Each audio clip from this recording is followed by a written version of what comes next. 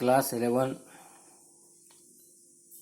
NCERT book का ये exercise question का सॉल्व आंसर है। ये प्रश्न पीजीटी केमिस्ट्री केवीएस यानी केंद्रीय विद्यालय, एनवीएस यानी नवोदय विद्यालय के जो कंपटीशन परीक्षा होते हैं उसमें पूछे जाते हैं। तो ये प्रश्न इस प्रकार से है, देखिए क्वेश्चन 1 है, calculate the molecular mass of first H2O, second CO2 और थर्ड है CH4। यानी पहला है जल, दूसरा है कार्बन डाइऑक्साइड और तीसरा है मीथेन। देखिए जब भी इस प्रकार के प्रश्न पूछे जाएंगे, कैलकुलेट द मॉलिक्यूलर मास मतलब है कि इसमें आणविक द्रव्यमान मॉलिक्यूलर मास के बारे में पूछा जा रहा है। तो सबसे पहले हमको जानना है कि मॉलिक्यूलर मास का परिभाषा क्या होता है। Definition of molecular mass, molecular mass of a compound defined as the sum of atomic masses of all the atoms present in the molecule. किसी भी दिए हुए मॉलिक्यूल में जितने भी प्रकार के परमाणु है, सभी परमाणुओं के जो उसका परमाणु द्रव्यमान या एटॉमिक मास होता है उसके जोड़ दिया जाए तो जो आपका परिणाम निकलता है उसी को बोला जाता है आपका मॉलिक्यूलर मास। तो देखिए पहला है मॉलिक्यूलर मास ऑफ H2O। अब जो H2O है, देखिए इस H2O में दो परमाणु हाइड्रोजन का है और एक परमाणु ऑक्सीजन का है।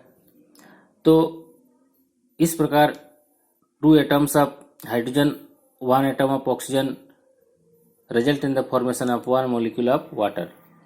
तो एक परमाणु हाइड्रोजन का जो होता है उसका एटॉमिक मास या परमाणु द्रव्यमान 1 होता है।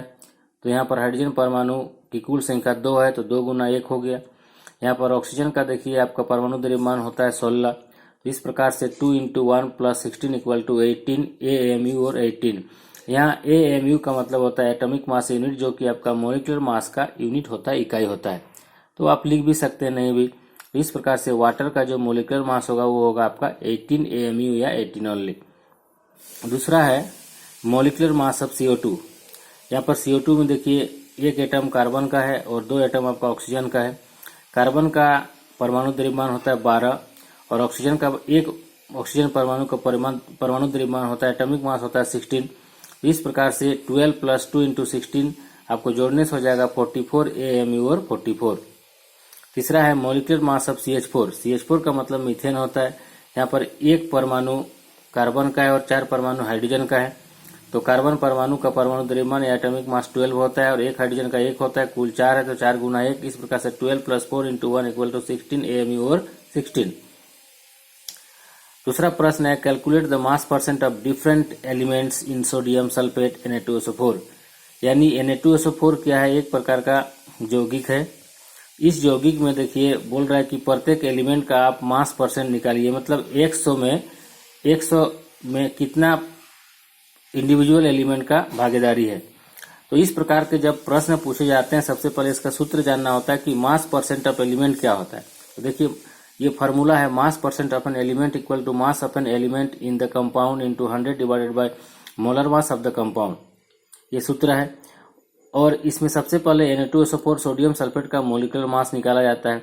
देखिए now molar mass of Na2SO4 2 × 23 + 32 + 4 × 16 = 142 ग्राम पर मोल। देखिए यहाँ पर सोडियम सल्फेट में 3 प्रकार के परमाणु है, सोडियम, सल्फर, ऑक्सीजन। एक सोडियम परमाणु का आपका परमाणु द्रव्यमान या एटॉमिक मास 23 होता है, कुल संख्या 2 है तो 2 गुना 23 हो गया, जोड़। एक सल्फर है, सल्फर का परमाणु द्रव्यमान या एटॉमिक मास 32 होता है तो 32 प्लस एक ऑक्सीजन का परमाणु द्रव्यमान 16 होता है, कुल 4 है तो 16 गुना 4। इस प्रकार से सभी को जोड़ देने से आपका एज आ जाएगा 142 ग्राम पर मोल। इस प्रकार से सोडियम सल्फेट का आपका जो मॉलिक्यूलर मास हो जाएगा वो हो जाएगा 142। अभी यहाँ पर 3 प्रकार के एटम्स है, परमाणु है, सोडियम, सल्फर, ऑक्सीजन। तीनों का बारी बारी से हमको मास परसेंट निकालना है। तो पहला है देखिए आपका सोडियम का, तो मास परसेंट ऑफ सोडियम Na। तो यहाँ पर देखिए सोडियम कितना है, सोडियम का परमाणु 2 है, एक परमाणु का आपका एटॉमिक मास 23 होता है, 2 का कितना हो जाएगा 46, तो 46 हो गया, इंटू 100 डिवाइडेड बाई 142। क्योंकि 142 क्या है, Na2SO4 का टोटल मॉलिक्यूलर मास है। इस प्रकार से सॉल्व कर देंगे, आंसर आ जाएगा 32.39%। इस फार्मूला में बैठा करके हम सॉल्व कर दिए। दूसरा हो गया मास परसेंट ऑफ सल्फर। देखिए Na2SO4 में सल्फर में एक परमाणु, सल्फर का कितना परमाणु, एक परमाणु है। यहाँ पर सल्फर का एक परमाणु है तो सल्फर का एटॉमिक मास होता है 32, तो 32 गुना 100 डिवाइडेड बाई 142। तो सॉल्व कर देने से आ जाएगा आपका 22.54।